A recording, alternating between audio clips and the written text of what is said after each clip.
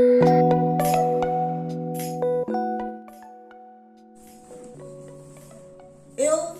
tenho andado um pouco sumida, né? Pois é.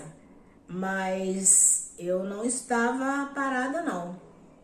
Eu estava fazendo umas pesquisas sobre uma forma de levar até vocês umas informações assim mais consistentes, mais fortes em relação ao posicionamento dos escritores, das pessoas importantes que se preocupam com a vida e o cotidiano das mulheres. E aí, eu deparei com este livro aqui, maravilhoso, fantástico esse livro. É A Mística Feminina, da autora Beth Friedan. E esse livro eu achei tão maravilhoso que eu resolvi transformá-lo em podcast para ler para vocês, porque eu sei que vai ser muito importante. As pessoas não andam com tempo de ler nem pesquisar essas coisas, porque a vida é muito corrida, não é? Mas como é o meu universo, eu achei até muito tranquilo fazer isso. Então, a partir de hoje, eu já vou começar a ler para vocês esse livro. E vocês vão ficar maravilhados com o conteúdo dele. Ok? Conforme eu prometi a vocês, a partir de hoje, começo a fazer as gravações da leitura do livro da Beth Friedan.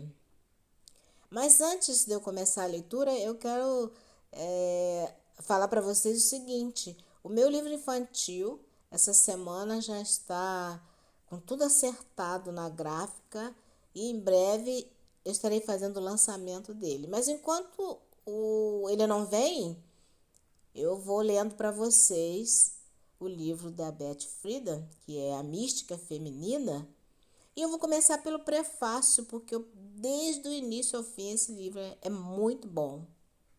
E ela começa assim: aos poucos e por um bom tempo, sem perceber claramente, percebi que há algo muito errado no modo de viver das mulheres estadunidenses de hoje.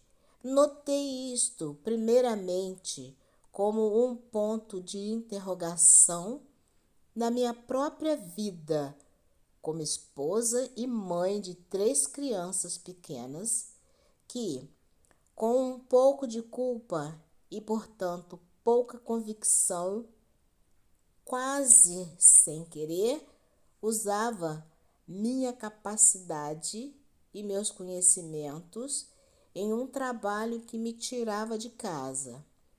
Foi esse o ponto de interrogação pessoal que, em 1957, me levou a submeter minhas colegas de faculdade a um questionário minucioso 15 anos depois de nossa formatura na Smith.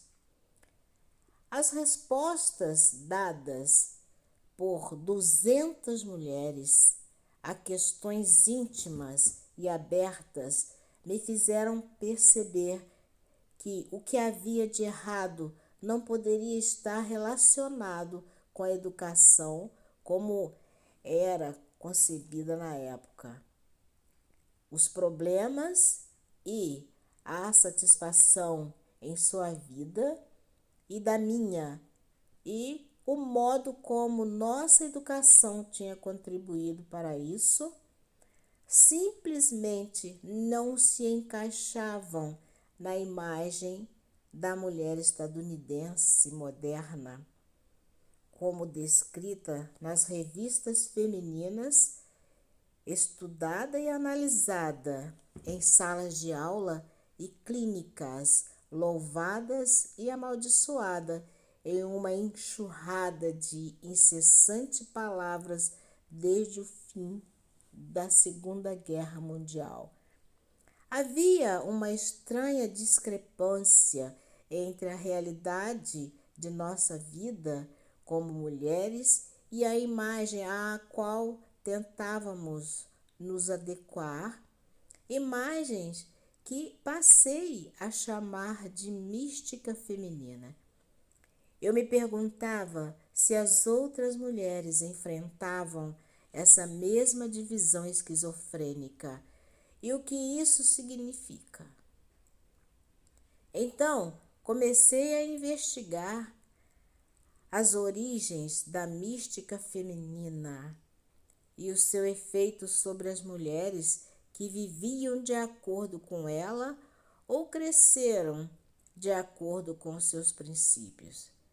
Meus métodos eram simplesmente o de uma repórter atrás de uma história, mas logo descobri não se tratar de uma história simples, pois o surpreendente padrão que começou a surgir confirmava uma pista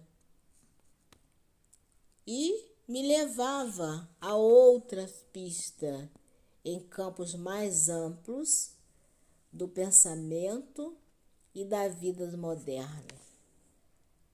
Desafiava não apenas a imagem convencional, mas as suposições psicológicas básicas sobre as mulheres.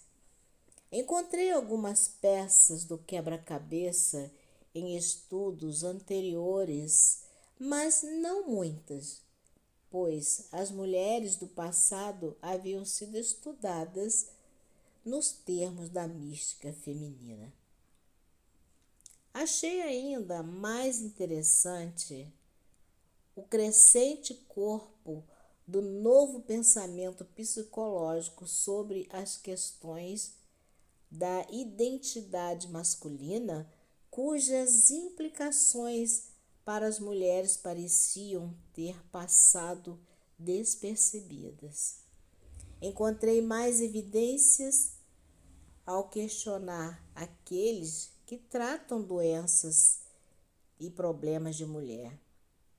E tracei o crescimento da mística ao conversar com editores de revistas femininas, pesquisadores da publicidade motivacional e especialistas teóricos que estudavam as mulheres em campos como psicologia, psicanálise, antropologia, sociologia e educação familiar. Mas o quebra-cabeça só começou a encaixar quando entrevistei com mais profundidade durante o período que variam de 2 horas a 2 dias cada, 80 mulheres em momentos cruciais de seu ciclo de vida. Meninas no ensino médio e na faculdade enfrentando ou evitando a questão sobre quem eram. Jovens donas de casa e mães para quem, se a mística estivesse certa, essa questão não deveria existir e que, portanto, não tinha um nome para o problema que as afligia. E mulheres que, aos 40 anos, estavam diante de um novo ponto de partida. Essas mulheres, algumas torturadas, outras serenas, forneceram-me as pistas finais e a acusação mais grave contra a mística feminina. Eu gostaria de fazer um adendo para chamando a atenção.